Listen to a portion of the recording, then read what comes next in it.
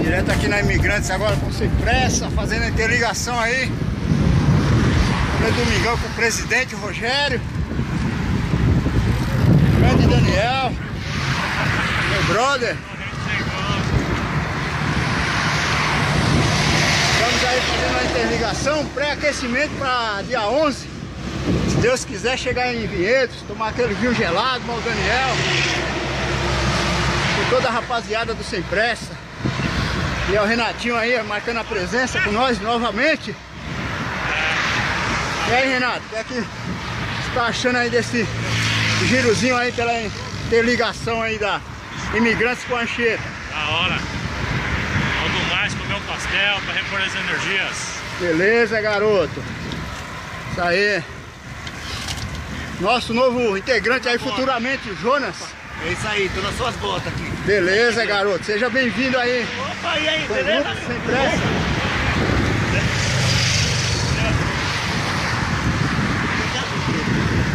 Ai, Toninho! Aê, garoto do Daniel, Vagnão, nosso Estamos na área. homem das montanhas, de Mariporã. É, isso aqui é brincadeira de criança, ó. Isso aqui, Bora. cadê o Marcos aí? Tá quieto? Tá quieto por quê, Marcão? Opa! Cadê você? Ô, garoto. Esquentando os cambitos aí,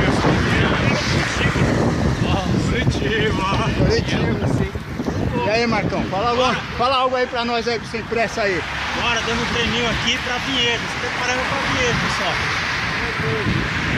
Semana que vem, se Deus quiser, Vinhedos. Vinhedos ao vivo e a cores Sem Pressa. 190 km, é.